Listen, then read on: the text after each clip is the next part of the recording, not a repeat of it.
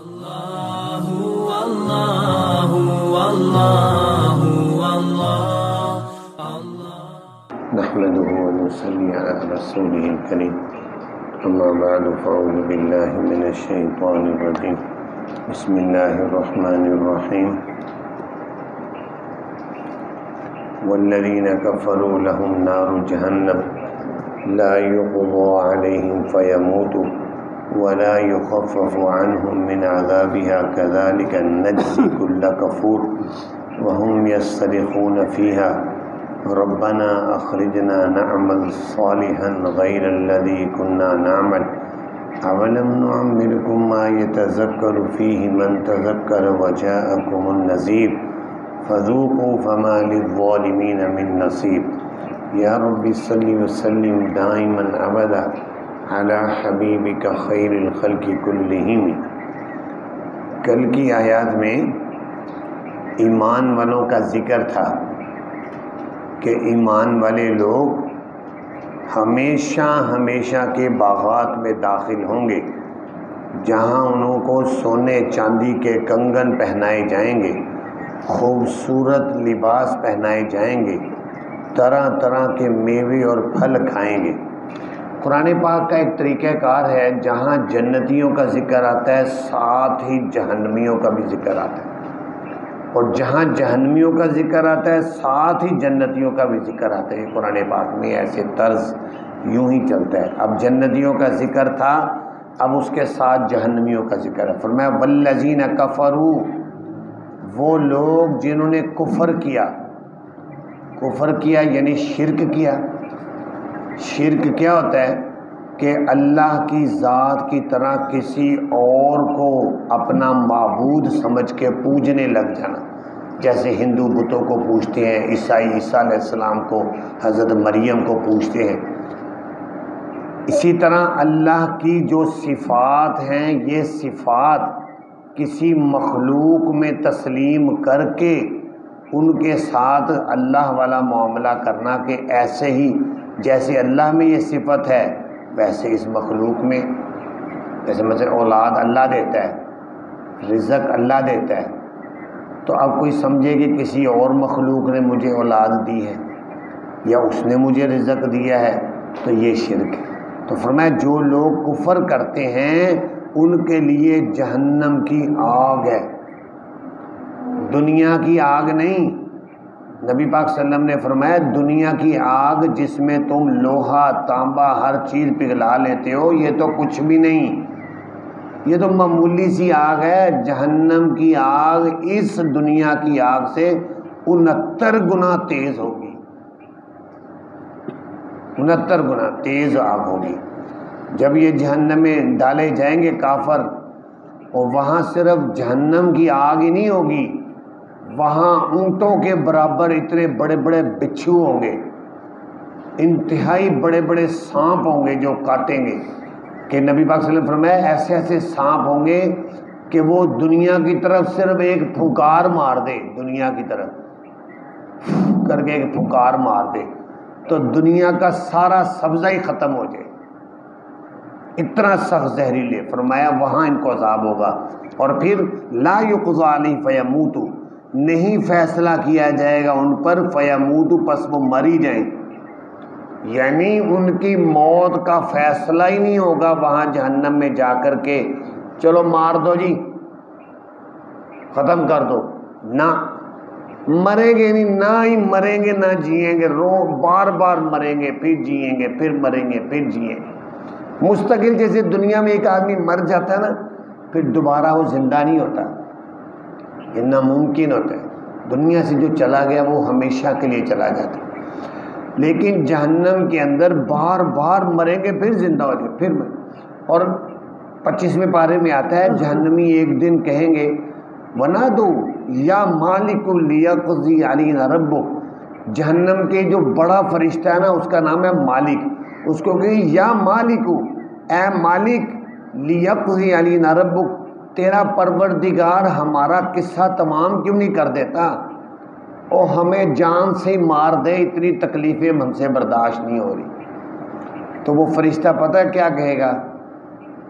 پہلے تو جب یہ کہیں گے نا اس کے 100 سال کے بعد فرشتہ کہے گا انکم ماکثون، تم نے ادھر ہی رہنا ہے۔ 100 سال کے بعد کیوں کہے گا، اسی وقت کیوں نہیں؟ کہ یہ بتانا ہوگا کہ اتنی طویل آخرت کی زندگی ہے نہ ختم ہونے والی، اتنا سا جملہ بھی وہ 100 سال کے بعد کہے گا انکم ماکثون، تم نے ہمیشہ ادھر ہی رہنا ہے۔ تو جب یہ بات ہے فرمایا ولا یخفف عنہم من عذابها، نہیں ہلکا کیا جائے گا ان سے اس جہنم کا عذاب۔ ہلکا کیا ہوگا، وہ تو بڑھتا ہی جائے گا، بڑھتا ہی جائے گا، یہ بڑھتا جائے گا سر۔ کذالک نجزی کل کفور، اللہ تعالیٰ کہہ رہے ہیں اسی طرح یاد رکھنا دنیا کے لوگوں، ہم اسی طرح بدلہ دیں گے ہر کافر کو، ہر ناشکر کافر کو ہم ایسے ہی بدلہ دیں گے کہ ہم نے تمہیں زندگی دی، ہم نے سانس دیا، ہم نے آنکھیں دی، کان دیے، اور تم اللہ کا کفر کرتے رہے۔ تو جہنم میں دنیا میں تھوڑی سی تکلیف آ جاتی، جب کسی کے گھر میں آگ لگی ہو، آپ نے دیکھا ہوگا محلے میں کوئی آگ لگ جائے چیختے ہیں لوگ، چیخو پکار ہو جاتی ہے شروع، ایسے ہی جہنمی بھی چیخیں گے، وہم یستریخون فیہا، اور وہ جہنمی چیخیں گے، جہنم میں اونچی اونچی چیخیں گے، چیخیں ماریں گے اور روئیں گے۔ کتنا روئیں گے، رو رو کر ان کے منہ پر گڑے پڑ جائیں گے۔ جیسے کبھی پہاڑی علاقوں میں جائیں نا، وہاں پر چشمے کا پانی گر رہا ہوتا ہے، جہاں گرتا نا وہاں گڑا پڑ جاتا ہے، تو جہنمیوں کے منہ پر آنسو گر گر کے گڑے پڑ جائیں گے۔ اور روایات میں ہے کہ آنسو اتنے نکلیں گے کہ ان آنسوؤں میں کشتی چل جائے، اتنے روئیں گے وہ، اور جب آنسو ختم ہو جائیں گے تو پھر اس کے بعد خون شروع ہو جائے گا، اتنے روئیں گے۔ کیا فائدہ رونے؟ آج 1.5 انچ کی زبان ہلا لو، آج دنیا کا سورج ابھی نکلنے والا ہے چند منٹ میں، ابھی دنیا میں بیٹھے ہیں، دنیا کے کافروں کو قرآن پیغام دے رہا ہے، آج 1.5 انچ کی زبان ہلا کر کلمہ پڑھ لو، ورنہ دیکھ لو چیخیں مار مار کر رو گے۔ کیا کہیں گے؟ کہیں گے ربنا اخرجنا نعمل صالحا، اے ہمارے پروردگار ہمیں نکال لے، اخرجنا، تیری مہربانی اللہ ہمیں یہاں سے نکال لے، نعمل صالحا، ہم عمل نیک کریں گے اب جا کر، غیر الذی کننا نعمل، علاوہ اس کے جو تھے ہم عمل کرتے، پہلے تو جو ہم نے جو بیڑا غرق اپنا کیا سو کیا، اب نہیں ہم ایسے کریں گے، اب ہم اچھے کام کریں گے، یہ کہیں گے۔ لیکن کوئی فائدہ ہے؟ کوئی فائدہ نہیں، کیونکہ وہاں اس درخواست، اس ریکویسٹ کا کوئی فائدہ ہی نہیں ہوگا۔ یہ تو دنیا میں اللہ نے ہمیں بتایا کیوں ہے کہ ابھی کافروں کو پیغام سنا دو۔ آج ہم 18 جولائی ہم قرآن کا پیغام پوری دنیا کے کافروں کو یہاں مسجد عمر بن خطاب میں بیٹھ کر سنا رہے، پوری دنیا کے کافروں آج کلمہ پڑھ لو، نہیں تو قرآن کہہ رہا ہے کہ تمہاری یہ درخواست جہنم میں تم کہو گے تمہاری قبول نہیں ہوگی، بلکہ آگے سے کیا جواب ملے گا ان کو؟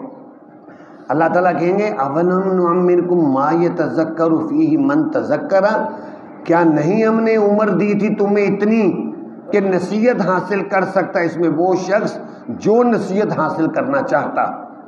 ہم نے تمہیں اتنی عمر نہیں دی تھی، وہ تم کوئی بچپن میں مر گئے تھے، تم بالغ ہوئے، تم نے عقل و شعور حاصل کیا، تم نے کسی نے ایم فل کیا، کسی نے انجینئرنگ کی، کسی نے ڈاکٹری کی، تم بڑے پڑھ لکھ کر سافٹ ویئر انجینئر تک بن گئے، تمہیں اتنی سمجھ بوجھ ملی اور تمہیں یہ عقل نہ آئی کہ اس کائنات کو بھی کوئی بنانے والا ہے، جس نے اس کائنات کو بنایا۔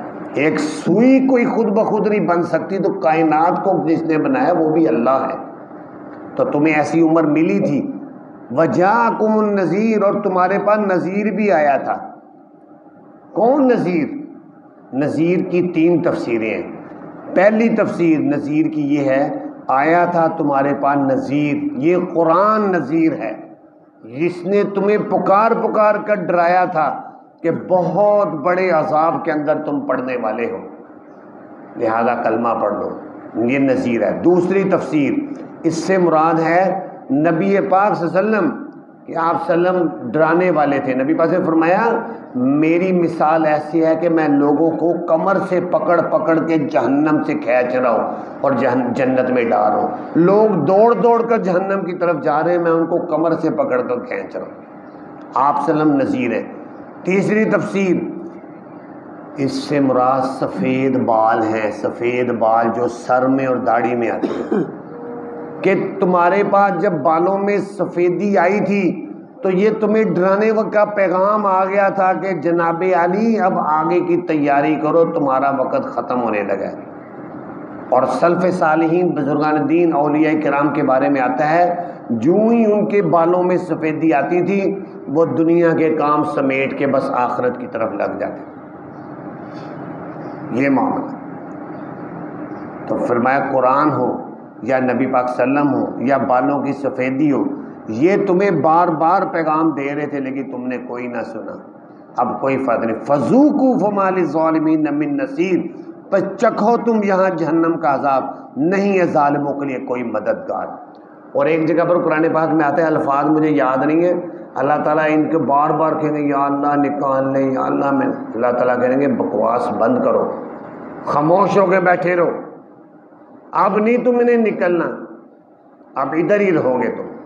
تو میرے دوستو آپ کی وساطت سے ہم یہ قرآن کا پیغام پوری دنیا کے کافروں کو دے رہے ہیں، ہندوستان کے ہندوؤں کو، یورپ کے یہودیوں عیسائیوں کو، اور پوری دنیا کے خطے میں جہاں پر کافر بیٹھے ان کو کہہ رہے ہیں کہ اے کافرو کلمہ پڑھ دو، لا الہ الا اللہ محمد الرسول اللہ. اب کتنی دیر لگی اس کلمے میں؟ کوئی دیر لگی ہے؟ چند سیکنڈ میں ہم نے کلمہ پڑھا.